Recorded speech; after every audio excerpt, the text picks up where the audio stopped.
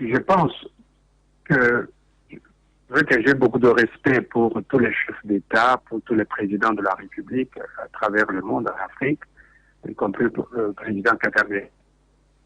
Mais je pense que pour le débat qu'il est en train de lancer, ou la querelle qu'il est en train de mettre sur la place internationale, il n'est pas bien informé. Apparemment, il serait sous l'emprise des extrémistes qui viennent lui raconter leur propre vie. La frontière avec le Rwanda, a été fixée le 14 mai 1910 à Bruxelles par les Allemands, les Anglais qui étaient là et les Belges. Et les Allemands insistaient beaucoup, ils étaient inflexibles, intransigeants. Ils ne voulaient pas du tout qu'on prenne une partie du territoire du Rwanda pour donner au Congo belge. Nous sommes en 1910.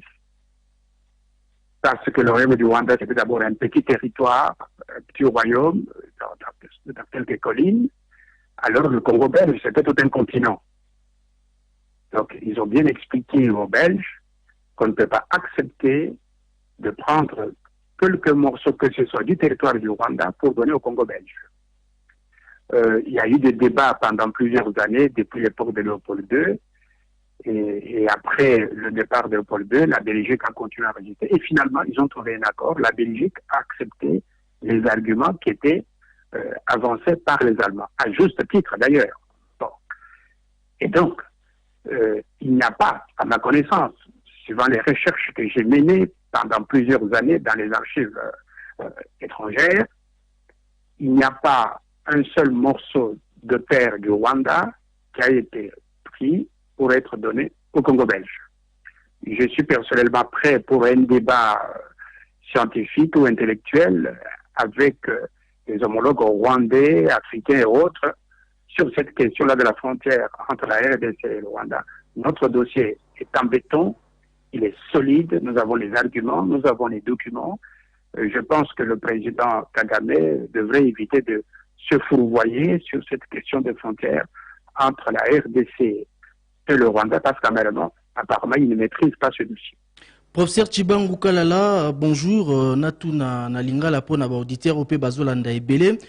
Livre moko publié récemment au lobby, aux Ongele lobby, na conférence de Berlin, il n'a jamais été question de la frontière entre les pays.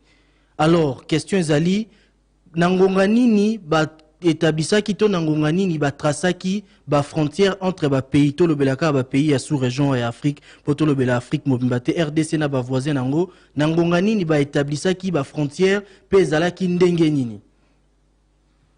Oui, à la conférence de Berlin qui a eu lieu du 15 novembre 1884 jusqu'au 26 février 1885 pendant 3 mois, on n'a pas abordé la question des frontières.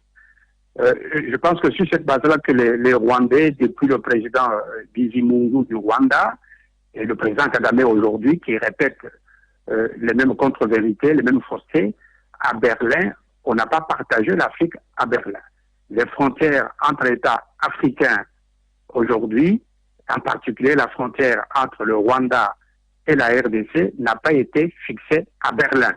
C'était même interdit. Il ne devait pas aborder les questions des frontières à Berlin. D'ailleurs, à Berlin, personne ne connaissait l'existence du Rwanda. Aucun Européen n'avait visité le Rwanda.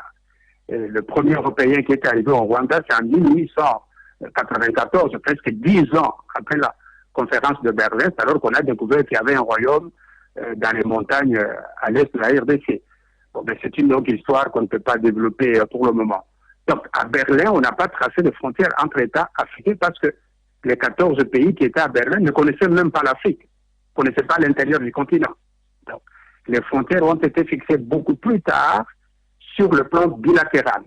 La France avait posé comme condition à l'Angleterre et à l'Allemagne, qui étaient les grandes puissances à l'époque, en disant « Nous allons à Berlin, mais on ne doit pas aborder les questions des frontières à Berlin.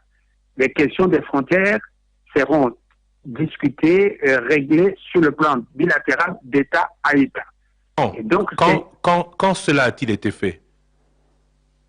Oui, les frontières ont été faites maintenant entre États. Par exemple, nous avons la frontière avec l'Angola, qui est la plus longue frontière avec l'Angola, 2500 km. Et donc, on a signé plusieurs traités successifs. Avec l'Angola, par exemple, jusqu'à 1960, le 2 juin 1960, on réglait encore des questions de frontières avec l'Angola. La frontière avec l'Ouganda, c'est en 1915. Donc, pratiquement 30 ans après. Donc, il y a toute une histoire. Et avec le Rwanda, qui pose le problème aujourd'hui, mais ça a été réglé en 1910, 25 ans après la conférence de Berlin. Voyez-vous, donc à Berlin, on n'a pas du tout, c'est une contre-vérité, c'est un mythe que les gens répètent. Et même, je vois que les présidents rwandais, Bizimungu et Kagame, répètent les mêmes contre-vérités historiques parce qu'ils ne connaissent pas. Donc, mener des recherches sur le sujet. Donc, à Berlin, on n'a pas réglé le problème des frontières. La frontière avec le Rwanda qui semble poser des problèmes, alors qu'il n'y a pas de problème, c'est réglé en 1910. Donc, 1910, ça vous fait 25 ans après la conférence de Berlin. Merci beaucoup, professeur Kala Tshibangou. Je propose que l'on refasse une émission avec plus de détails parce que Siko Ngongeza Mouké, Olobagata